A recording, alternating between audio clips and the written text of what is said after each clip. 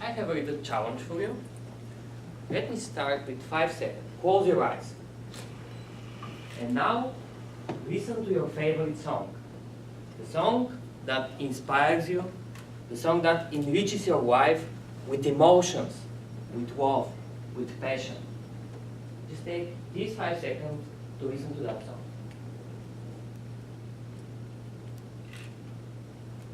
And bam!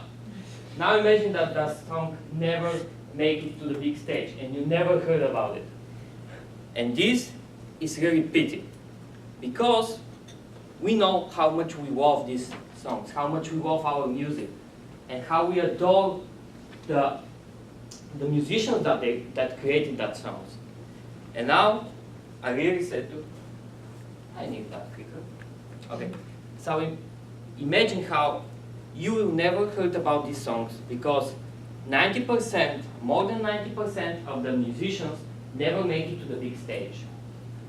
Because when they are young artists, when they have only their passion about the music, the great ideas in their mind, they cannot make it, and here's why. Because they haven't got the professional image at the beginning. They cannot afford the expensive services of PR and advertising agencies to give them the image that will going to influence the audience, influence their potential listeners, and actually stand out in front of the others. And here's the solution. And it's online platform for tailor-made personal branding for young artists. Because we believe that if you have all the needed materials, all the needed graphics, the brand concept that you need from the beginning, they can actually stand out and create the music that they love, the music that makes our life meaningful. Rising Stars will be an online platform starting from the tailor-made personal branding for them, and after that growing to a social place, a social media where you can find new bands and innovative musicians. We're going to give them a faster and cheaper solution that will help them growing their careers. And after that, there will be a good product for the music companies. So we're going to also sell this information and these bands to the music companies. And why we are the best team to do this? Because we have a lot of experience in brand management, personal branding, and design, so that we can create their branding and help them rise and shine. Thank you very much.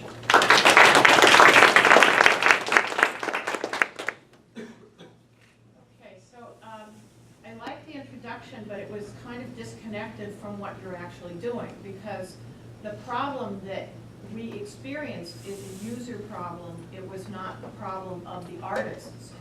And so, so just because we don't get access to them does not, the problem for the artists is that they can't get to that next level.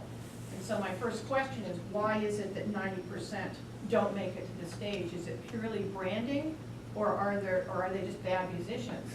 So understanding why those 90% people don't make it is going to be really essential to understand as a problem solution for your business.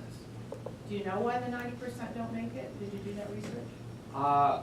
We didn't do that deep research, so this is now a really important question, but one of the problems, we don't know what is the percentage, is because of the image in there. They cannot attract the audience from the beginning with a better image.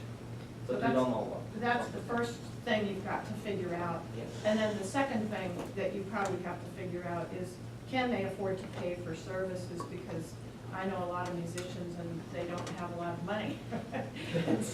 and they may not want to change their image, right? So there's some issues there that you'll probably have to do some research. Okay, thank you. Yeah. It's, I liked the beginning, but then felt it was a little disconnected, a little too long to get to what it is. But it's always good to engage the audience at first. but now I'll have that song playing in my head all day. And what was it, Angelo? It was Bruce Springsteen's 10th Avenue Freeze Out. All-time favorite. No. Good try, though. So this is not a bad idea. I do agree with Candy. So what you have here is a hypothesis, okay? And you made a big assumption. So you start off by saying 90%, and that's always good, you know, if you had a number and wherever you source that from. Then you made this big assumption as here's why 90% never get heard. So I'm sitting here wondering, are you solving the problem for me as a listener, for the music industry in their ability to find new artists, or for the bands themselves in going around the music industry to the customers, or trying to communicate? So I'm not sure which one of those problems you're trying to focus on. And my concern is with Candy's as well, is again, two-sided problem. Music people don't, the industry won't bother with you unless you have lots of musicians, and musicians won't bother with you unless you have lots of people listening or others. And I've actually seen this before. There was a Babson student who tried this. Do you remember Reagan Pollock? Yes, I do.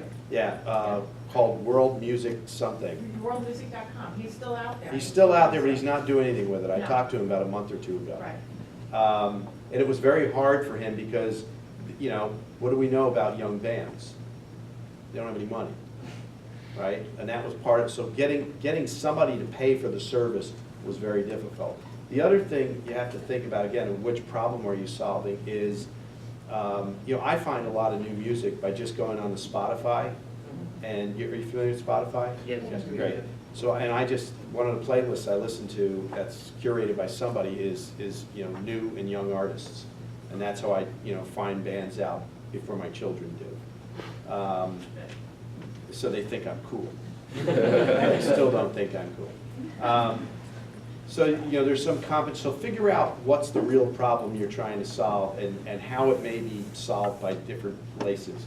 Because there are things in here. There's also I'll try to remember the name of it. I got to go back into the recesses of my mind. But there's a company in New York that, and I don't think they're in the digital world at all. They have two businesses. One is that they produce a magazine and a list of all new artists. All new artists send them their stuff, and then they send it to the college radio stations. And that's been the traditional model of where new bands go, is college radio. And then once a year, they had this huge, probably going on right now, it's in the summertime in July and August, they run this like 3-week thing across all the venues in New York City where all the bands come there. They select the bands and they invite all the music people, and everybody goes around New York getting drunk listening to bands, all right? They've been doing this for years now, about a 25-year-old company. So I'll try and figure out the name of it. Okay. You might, I think it's called College something. Music. It might be called College Music. But if you Google that, you'll probably find it. Okay. Okay? Thanks very much. All right. Yeah, there's actually several platforms for emerging bands and artists. There's Nimbit, which does that booking for you, and Yeah. Spotify, and there's another one that I've heard of too, that does something similar to what Spotify does, is try to get young artists out. It's just worth understanding the landscape, because there's a lot of people in this space, Yeah. and no one's really hit the ball out of the Nobody's park cracked yet. the code, no. Okay, thank you very much. Thank you very much.